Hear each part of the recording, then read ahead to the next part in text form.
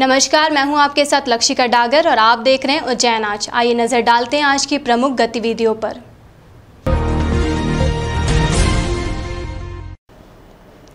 Police अधीक्षक Satyendra Kumar Shukla, CSP Pallavi Shukla एवं थाना प्रभारी मुनींद्र गौतम ने नागपंचमी पर्व की तैयारी को लेकर महाकाल मंदिर में दौरा किया।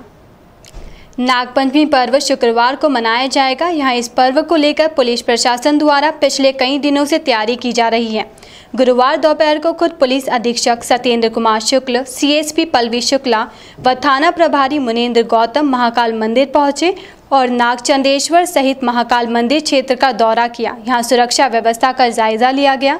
साथ ही श्रद्धालुओं को किसी प्रकार की कोई परेशानी ना हो, इस बात का विशेष ध्यान रखा गया। यहाँ किस जगह किस अधिकारी और जवान की ड्यूटी लगेगी, इस बात का निर्धारण किया गया।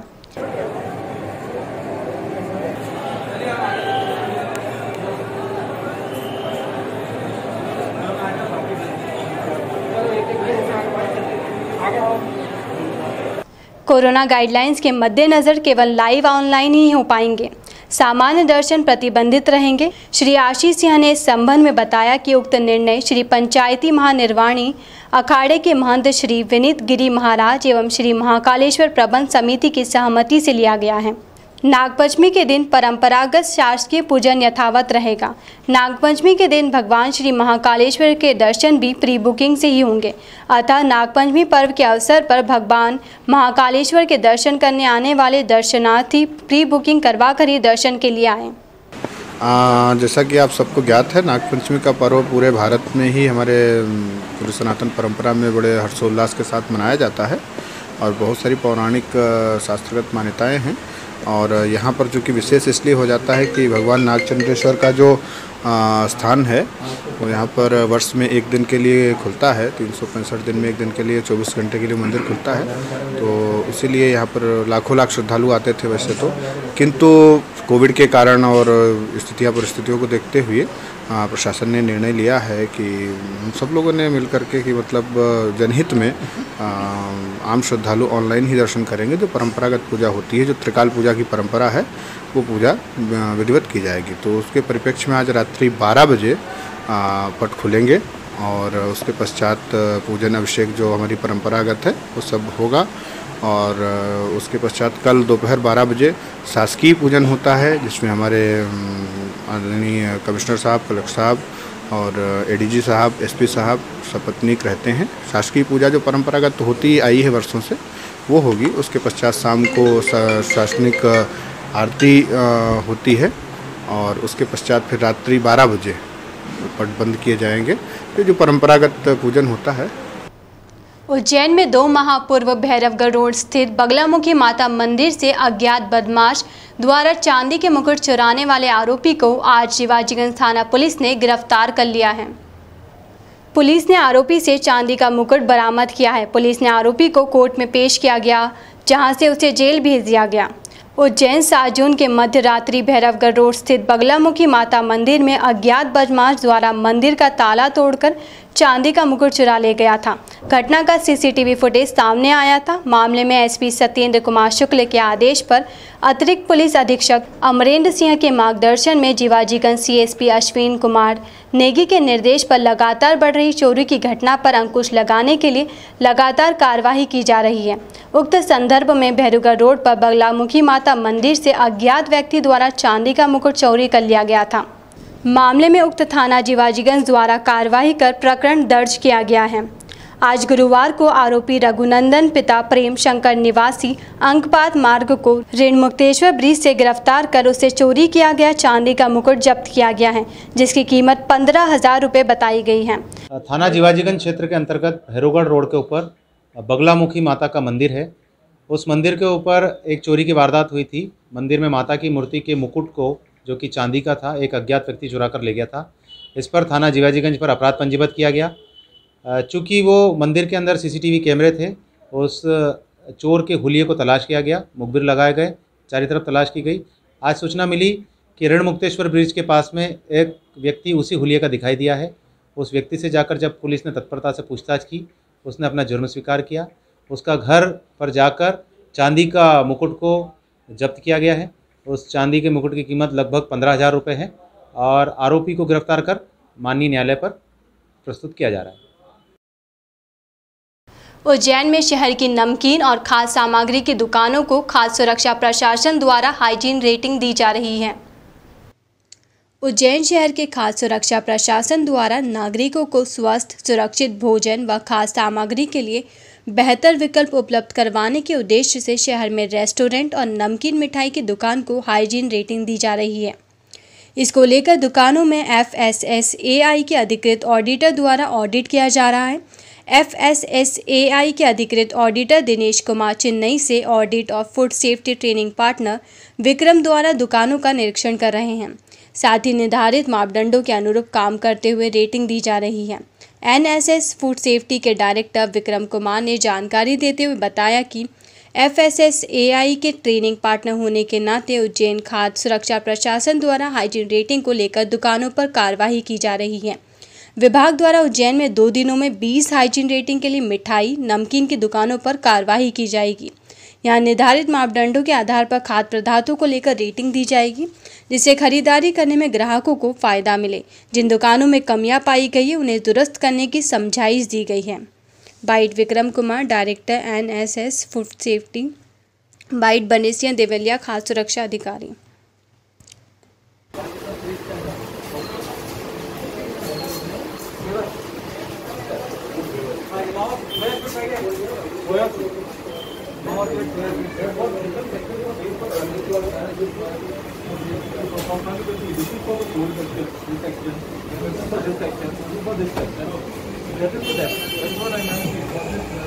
जो अधिकृत एजेंसी है FSSAI की इंडियन ईयर, और इसके द्वारा यहाँ पे हाइजीन रेटिंग के लिए ऑडिट किया जा रहा है, जिसकी शुरुआत हम ये वापना स्वीट्स एंड नमकीन से कर रहे हैं और इसके साथ ही सपना स्वीट्स, भोला गुरु आदि की हम आज ऑडिट करवाएंगे। और प्रयास है हमारा कि लगभग उज्जैन के सभी लोगों को बढ़िया हाइजीन और रेटिंग वाला खाद्य पदार्थ यहाँ उपलब्ध हो। इसके लिए लगातार खाद्य सुरक्षा प्रशासन लगातार प्रयास किया जा रहा है। नहीं, बिल्कुल इसके लिए कि पहले क्या है, हमने कुछ चयन किया हुआ है कि कुछ जो पहले प्रारंभिक स्तर पे हमने 15 जो आउटलेट्स हैं यहाँ चयन किए हुए हैं, उनकी हाइजीन रेटिंग में हमने उनको लिया हुआ है। और जो इंडियन ईयर्स की जो टीम्स आई है वो 2 दिन यहाँ रहेगी। बाहर से जो FSSAI की अधिकृत एजेंसी है 2 दिन ये ऑडिट करेगी सारे पहलुओं पे, यानी कि सारे हाइजीन के सारे पॉइंट्स इस पे देखे जाएंगे। उसके बाद ही तो FSSAI द्वारा इसको सर्टिफिकेशन दिया जाएगा कि इसके कितनी स्टार रैंकिंग इसकी हाइजीन में है। कितने सदस्यीय टीम है और कौन-कौन है इस टीम में? आज ये करीब 4 सदस्यीय टीम यहाँ पे आई हुए, 2 इंडियन ईयर्स से हैं, 2 ऑडिटर्स हैं बाहर से आए हुए हैं जो विभिन्न पहलुओं पे इनका ऑडिट कर रहे हैं हाइजीन रेटिंग्स के आधार पर। कितने दिन में हो जाएगा सर? ये 2 दिन में पहले ऑडिट हो जाएगा, 2 दिन में सारा ऑडिट हो जाएगा। उसके बाद सर्टिफिकेशन के लिए अप्लाई किया जाएगा और इनकी रिपोर्ट्स के आधार पर फिर फाइनल सर्टिफिकेट इनको प्रदान किए जाएंगे। आपका नाम? बसंत शर्मा, खाद्य सुरक्षा अधिकारी, खाद्य औषधि प्रशासन मैनेजमेंट। हम FSSAI के ट्रेनिंग और इम्प्लीमेंटेशन पार्टनर्स हैं। उज्जैन खाद्य विभाग के साथ कोलैबोरेशन करके हम लोग उज्जैन में हाइजीन रेटिंग चालू किया है बहुत मैसिव स्केल के ऊपर, जिसके अंदर 2 दिन के अंदर हम लोग 15 से 20 हाइजीन रेटिंग्स को टारगेट कर रहे हैं करने के लिए। एंड ये ऑडिटर है Dinesh, he is from Chennai, ये FSSAI की तरफ से आए हुए हैं। हमारी कोशिश है कि 15 अगस्त तक इन हाइजीन रेटिंग्स को सर्टिफाई करके FSSAI से अप्रूवल लेके इनको, जैसा कि खाद्य सुरक्षा विभाग डिस्ट्रीब्यूट करना चाहेगा, वो करवाएंगे। क्या मापदंड रखे गए हैं? सो मापदंड सबसे पहले साफ़ सफाई, किस आपके पास होने चाहिए, लाइसेंसेस होने चाहिए, आपके रूको सर्टिफिकेट होने चाहिए, फॉस्टेक्स ट्रेनिंग्स आपकी कंप्लीट होनी चाहिए हैं, आपके यहाँ पे क्या क्या अनियमितता हैं वो देखी जाएंगी, क्या क्या इम्प्रूवमेंट्स है वो बताए जाएंगे और उसके बाद में एक सर्वे वापस किया जाए। नागपंचमी को देखते हुए सिटी चैनल द्वारा संदेश दिया जा रहा है कि सांपों को दूध नहीं पिलाना चाहिए। क्यों नहीं पिलाना चाहिए, आइए देखिए हमारी एक खास रिपोर्ट। नागपंचमी को देखते हुए सिटी चैनल द्वारा शहर वासियों को एक संदेश दिया जा रहा है कि सांपों को दूध पिलाना चाहिए या नहीं। क्यों नहीं पिलाना चाहिए, आइए देखते हैं हमारी ये खास रिपोर्ट। जी हाँ, सांप दूध नहीं पीता है, उन्हें जबरन दूध पिलाना भी अत्याचार के दायरे में आएगा। वन्य जीवन संरक्षण अधिनियम 1972 के तहत शेड्यूल 1 श्रेणी के प्राणी सांपों को पकड़ना, उनका प्रदर्शन करना कानूनी अपराध है। नागपंचमी पर शहर, कस्बों व देहातों में सपेरों सांपों को नचाते हैं, उनके नाम पर पैसे मांगते नजर आते हैं। यजमानों को खुश करने के लिए इन्हें जबरन दूध पिलाया जाता है। सांप की गर्दन पकड़कर उसके मुंह को दूध में डुबोकर अत्याचार किया जाता है। वैज्ञानिक तथ्य कि सांप दूध नहीं पीता है, इसके बावजूद उन्हें दूध पीने को मजबूर करना धार्मिक आस्था नहीं गुनाह है। हर साल बड़ी तादाद में लोग कानून के इस खुले माखोल के गवाह बनते हैं, लेकिन विरोध कोई नहीं करता है। अंधविश्वास के चलते वह इन सांपों की तकलीफ नहीं देख पाते। सांपों को दूध पिलाना उन पर पैसे लुटाने वाले कानून तोड़ने वालों का मनोबल बढ़ाते हैं। आम जनों के अलावा कानून बनाने वाले भी खामोश हैं। सार्वजनिक स्थानों पर कानून का उल्लंघन होने देते हैं। पिछले कई सालों में एक भी ऐसा मामला नहीं आया कि किसी जिम्मेदार अधिकारी ने सांपों को पकड़कर तमाशा करने, उन्हें पैसे बटोरने के लिए यातनाएं देने वालों का या बढ़ावा देने वालों को पकड़ा हो। वह क्यों मुंह बंद किए बैठे हैं, हम नहीं जानते। सिटी चैनल की जिम्मेदारी बनती है कि लोगों को गैर कानूनी कामों के खिलाफ जागरूक करें। सिटी चैनल का इरादा किसी की धार्मिक भावनाओं को ठेस पहुंचाना नहीं है।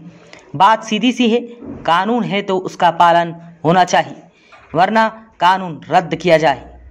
हम विरोध करते हैं कि लुप्त होने की कगार पर पहुंच रहे सांपों के उत्पीड़न का हम अपने चैनल के दर्शकों को चाहते हैं कि वह भी इस नेक काम के लिए उठ खड़े हों और भगवान शिव की शपथ ले कि वह शिव के प्रिय सांपों के अत्याचार को सहन नहीं करेंगे। लोगों का तर्क हो सकता है कि यह तो सालों से चली आ रही परंपरा है, मगर इस दलील के आधार पर कानून तोड़ना हम कैसे सही मान सकते हैं। धार्मिक पुस्तकों में नाग पंचमी के दिन शिव की पूजा का विधान है। सांपों को पकड़ना, उनका विष निकालना हिंदू धर्म नहीं सिखाता है। किसी भी जीव के क्रूरता पाप है।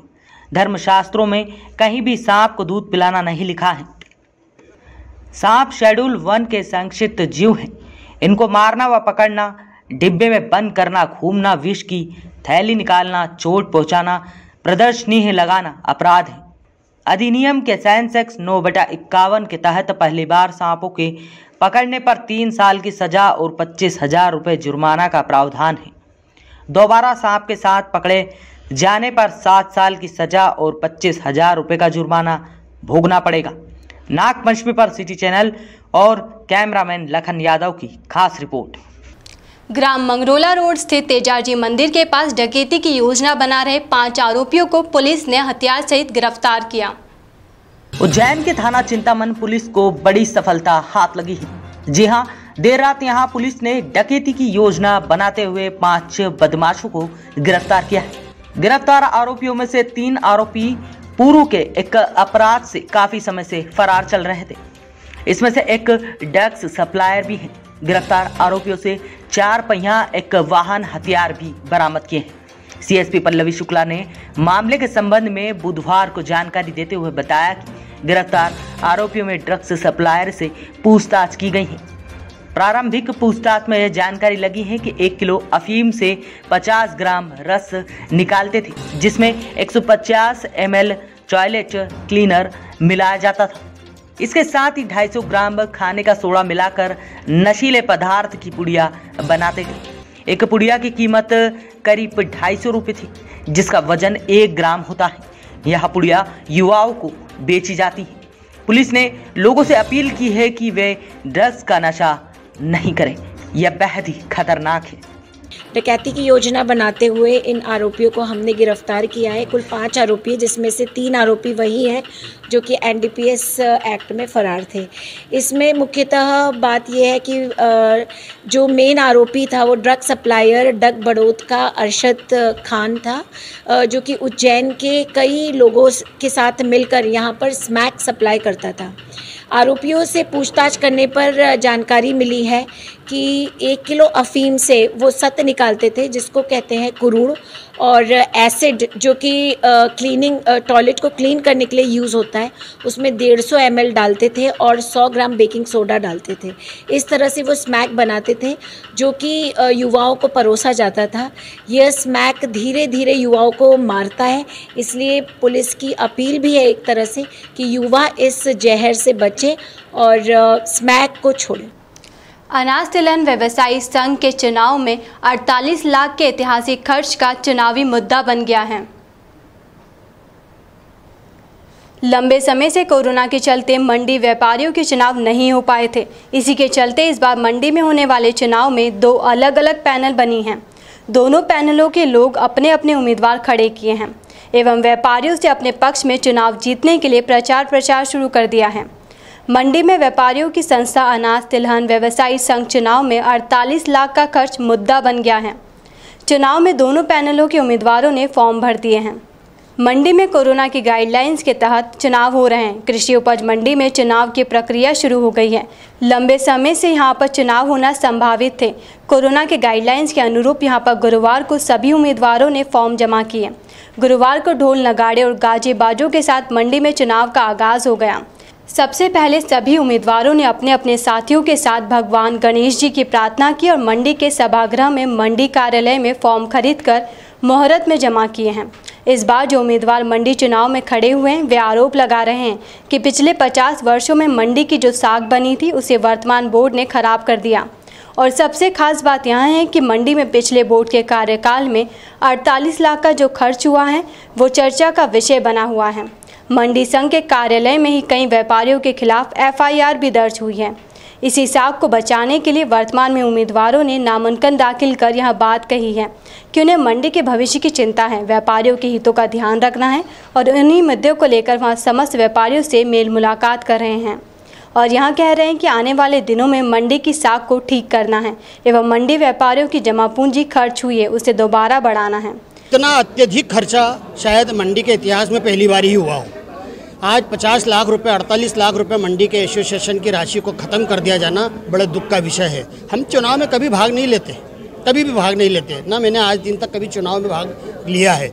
लेकिन आज हमको इस वर्तमान बोर्ड को और जो इनकी कार्यस्थानी हुई है कि कहीं हम शपथ विधि के पैसे खर्चा कर रहे हैं, कहीं यानी हर चीज़ों में पैसा खर्चा करते जा रहे हैं, उसके कारण हम आज चुनाव में भागीदारी ले रहे हैं और वर्तमान बोर्ड के सामने सद्भावना पैनल को खड़ा करके सद्भाव बनाए रखने के लिए ये निर्णय लिया है। लेके अभी तक यहाँ पर कोई भी व्यापारी के हित के कार्य नहीं हुए हैं। हम लोगों ने महासंघ के साथ में मिलकर जो मंडी टैक्स वाला मामला था 1 रुपये 70 पैसे वाला, उसको हमने 50 पैसे माननीय शिवराज जी और शासन से मिलकर कराया था। उसके बाद व्यापारियों की समस्याएं रोज़ होती है। उसके बाद सेकंड आया था अपना स्टॉक सीमा को लेकर। स्टॉक सीमा को लेकर भी हम लोग जो सेंट्रल मंत्री है पीयूष गोयल जी उनसे मिले, यहाँ पर शिवराज जी कमल जी पटेल से मिले, उनसे चर्चाएँ की। उसके बाद अब रहा मंडी की समस्याएँ। मंडी में मूल समस्याएं हमारी जो रहती है, अब हमारी व्यापारियों की मेन समस्या मंडी ही बची है,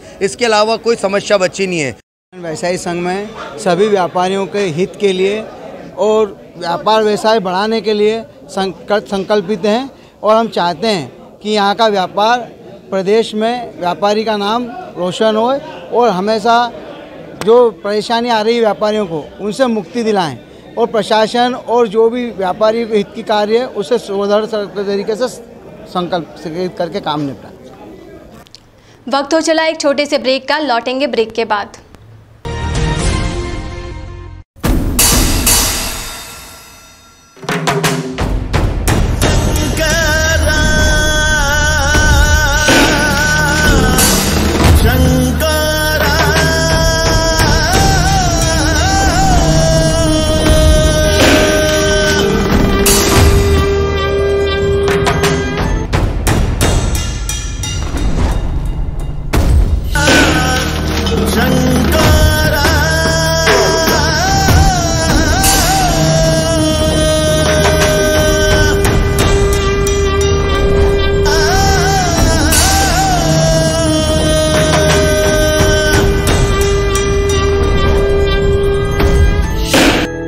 बाबा महाकाल की सावन मास में निकलने वाली सवारी का 21 वर्षों से लगातार सीधा प्रसार देखते आ रहे हैं आप श्री महाकाल सिटी भक्ति पर।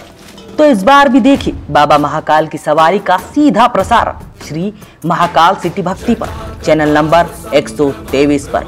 इसके अलावा आप कभी भी कहीं से भी हमारे यूट्यूब, फेसबुक, ट्विटर पर अपने मोबाइल पर देख सकते हैं लाइव। तो अभी सर्च कीजिए हमारी वेबसाइट सिटी 24 उज्जैन और देखिए बाबा महाकाल का अनोखा दृश्य।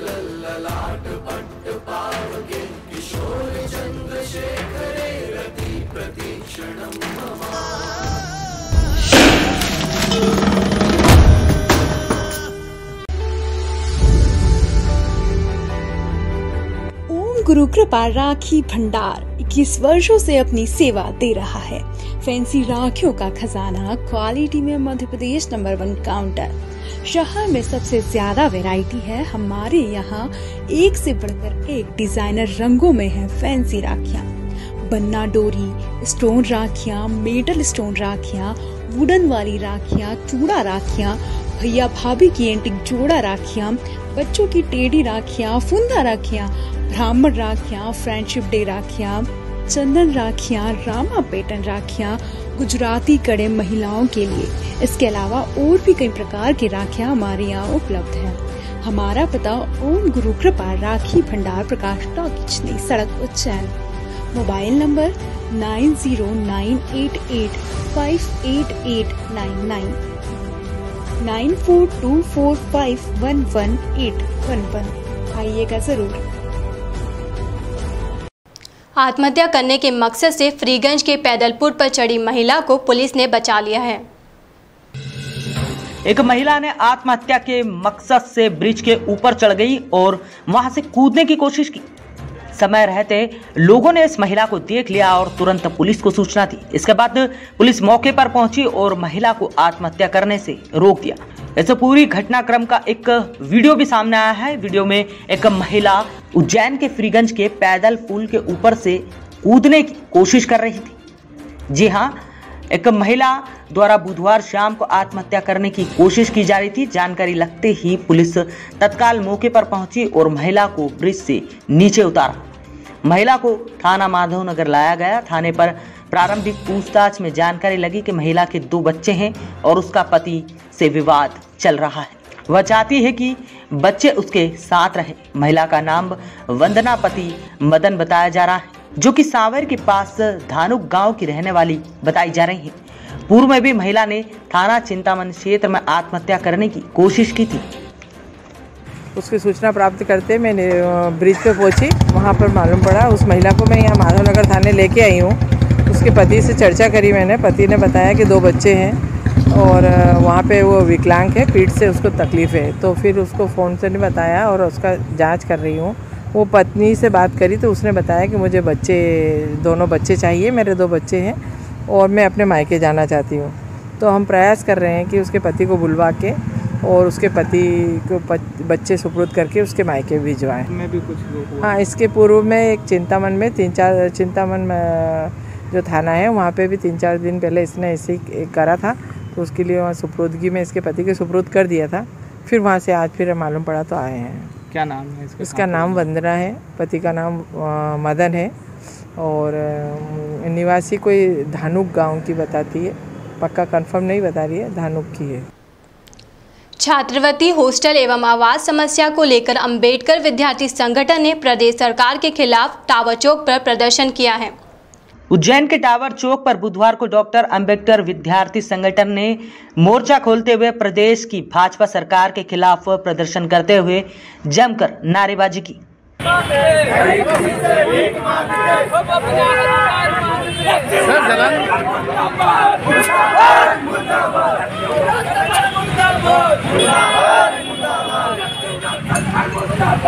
दरअसल यह विरोध प्रदर्शन विद्यार्थियों के लिए छात्रवृत्ति की मांग, हॉस्टल और आवासीय समस्या को लेकर किया गया था। प्रदर्शन करने वालों का कहना था कि उन्होंने अपनी मांगों को लेकर सरकार को कई बार अवगत कराया, परंतु कोई हल नहीं निकला। मांगों को लेकर एक ज्ञापन नायब तहसीलदार को सौंपा गया। यहां पर विरोध प्रदर्शन के दौरान मुख्यमंत्री शिवराज सिंह चौहान का पुतला फूंकने की कोशिश भी की गई। हालांकि पुलिस ने विद्यार्थियों को पुतला नहीं फूंकने दिया। समय रहते पुलिस के जवानों ने विद्यार्थियों से पुतला छीन लिया। इस दौरान पुलिसकर्मी और विद्यार्थियों के बीच काफी समय तक पुतला छीनने को लेकर छीना झपटी चलती रही। विगत कई वर्षों से स्कॉलरशिप में कटौती की जा रही है और पूर्व में हमने पूरे प्रदेश में ज्ञापन यहाँ पर दिया था छात्रवृत्ति और हॉस्टल खुलवाने तथा आवास योजना के संबंध में। तो अभी तक पूरे प्रदेश में हमने पिछले महीने हमने ज्ञापन करवाया था प्रदेश स्तर पर, जिसका कोई निराकरण नहीं हुआ। फिर बीच में समस्त छात्रों ने एक ट्विटर ट्रेंड चलाया था स्कॉलरशिप, आवास और इस हॉस्टल खुलवाने की मांग को लेकर, जिसकी कोई सुनवाई नहीं हुई। इसलिए छात्रों ने आक्रोश होकर यहाँ पर आज धरना प्रदर्शन दिया और काफ़ी छात्र यहाँ पर एकत्रित हुए हैं। ये आज टावर पर डॉक्टर अंबेडकर छात्र संघ द्वारा अपनी छात्र संबंधी जो समस्याएं हैं, फीस, आवास, जो शासकीय आवास है, हॉस्टल्स हैं और छात्रवृत्ति से संबंधित जो समस्याएं हैं, उनको लेकर ज्ञापन दिया गया तहसीलदार महोदय। उज्जैन की होटल अंजुश्री में महामंडलेश्वर प्रेमानंद जी की भागवत कथा का आयोजन किया जा रहा है। उज्जैन के इंदौर रोड स्थित होटल अंजुश्री में महामंडलेश्वर प्रेमानंद जी के मुखरविंद से भागवत कथा का वाचन किया जा रहा है। व्यवसायी शैलेंद्र कलवाड़िया के नेतृत्व में शहर के धर्म प्रेमी श्रद्धालु द्वारा भागवत कथा का आयोजन किया जा रहा है, जिसमें बड़ी संख्या में श्रद्धालु शामिल हो रहे हैं। कथा में कंसवध और कई धार्मिक प्रसंगों को लेकर कलाकारों द्वारा आकर्षक प्रस्तुति दी जा रही है, जिससे श्रद्धालु मंत्रमुग्ध हो रहे हैं। इस दौरान कोरोना गाइडलाइंस का पालन किया जा रहा है। देवता लोग आकाश से पुष्प वर्षा कर रहे हैं। साथ ही कंस के देवता लोग आकाश से पुष्प वर्षा कर रहे हैं और कृष्ण बलराम पहुंचे हैं भैया जेल में, जहां उनकी माता पिता जेल में पहुंच के भगवान ने अपने माता पिता के चरणों का स्पर्श किया, उनकी वंदना की और पास को उसके।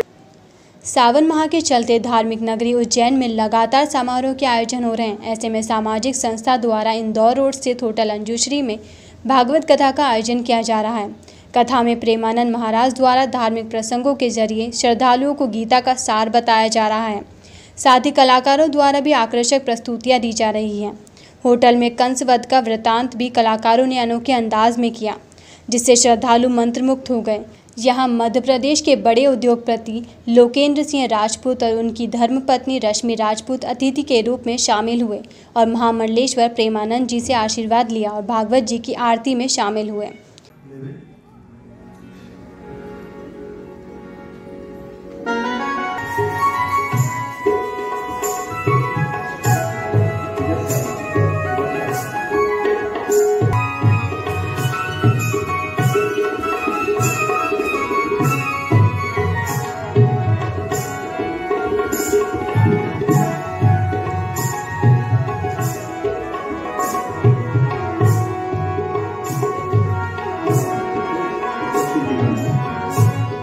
व्यवसायी लोकेंद्र सिंह राजपूत ने जानकारी देते हुए बताया कि सावन में धार्मिक आयोजन शहर में आयोजित होते हैं।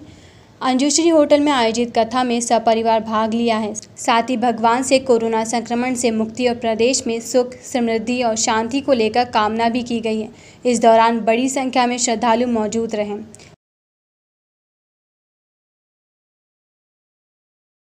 भगवान महाकाल की पावन धरा पर होटल अंजुश्री में एक भव्य भागवत कथा का आयोजन किया जा रहा है। उसमें मुझे अपनी पत्नी रश्मि राजपूत जी के साथ में जाने का सौभाग्य प्राप्त हुआ। प्रभु के दर्शन और कथा वाचन का सौभाग्य प्राप्त हुआ।